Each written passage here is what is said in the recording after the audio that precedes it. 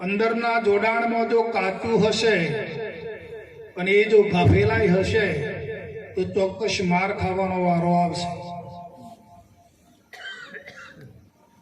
બાપુજી તો કહે છે કે ગલફતને દૂર કરો.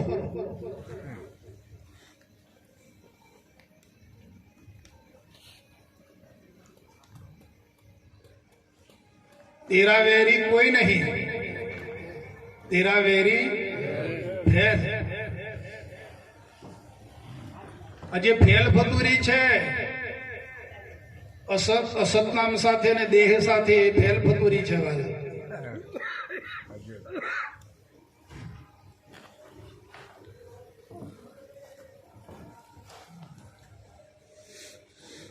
અને ફેલ ફતુરી ક્યાં સુધી છે?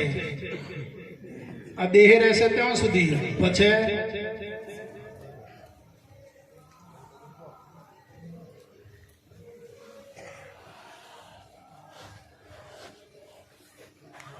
આ તો જીવ ચકલીના મુખ જેવો છે. રહ્યો ભાઈ, જીવ કેવો છે? સોયના નાકા જેવો, એટલો ઝીણો, ચકલીના મુખમાં જેવો. અને એને વાત કેવી હોય છે?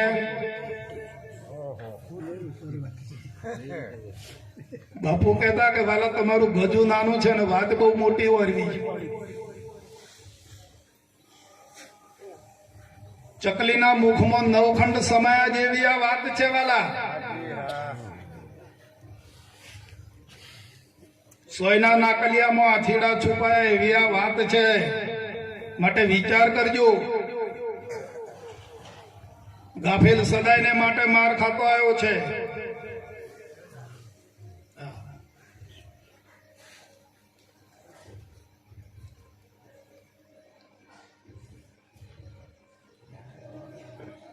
એટલે આપણા અંદરનું જે જોડાણ છે, આપણો જે માર્ગ છે કોઈ બહિર્દ્રષ્ટિ વાળો નથી.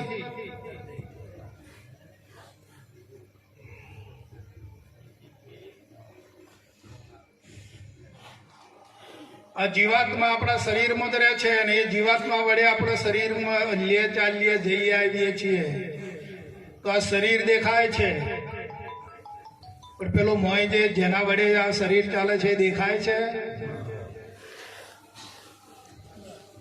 નહીં દેખાતું? રે રે રે હે અંતરચક્ષુ ખોલીને જોઈ લો. હે નથી દેખાતો? જેને ગુરુગ્રમ દ્રષ્ટિ મળી હોય એ જોઈ શકે છે, અને જેને ગુરુગ્રમ દ્રષ્ટિ જેની પાસે નથી એ એને જોઈ શકતો.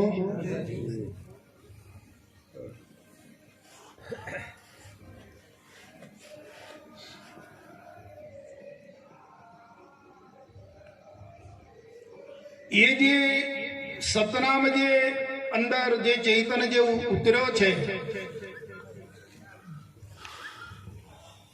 આ જીવ જે અંદર આવ્યો છે આ શરીરમાં,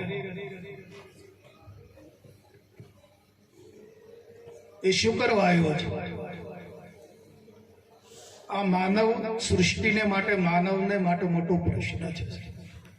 બીજા પશુ પક્ષીઓને બીજા જાનવરો માટે પ્રશ્ન નથી. મનુષ્ય જ આની શોધખોળ કરી શકે છે અને મનુષ્ય માટેનો આ પ્રશ્ન છે કે આ જીવાત્મા શા માટે આવ્યો છે અહીંયા મનુષ્ય દેહમાં?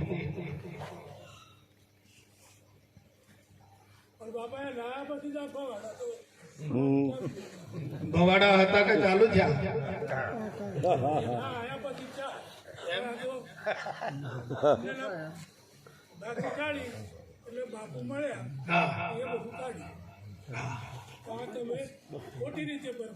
શા માટે આવ્યો છે આ જીવાત્મા? આખા જગતનો પ્રશ્ન છે આ જીવાત્મા મનુષ્યો દ્વારે આવ્યો છે તો શા માટે આવ્યો છે? અહીંયા કમાવા, આ બંગલા બાંધવા, ગાડીઓ ફેરવવી, બૈરો છોકરો ભોગવવો, ભોગ પદાર્થ ભોગવવા, વિષયો ભોગવવા, એટલા માટે આવ્યો છે?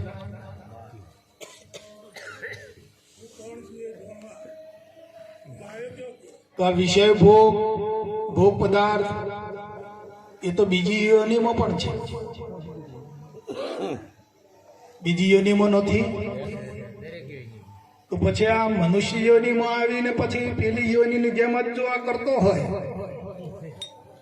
તો પછી મનુષ્ય યોનિને પામ્યો એનો અર્થ શું?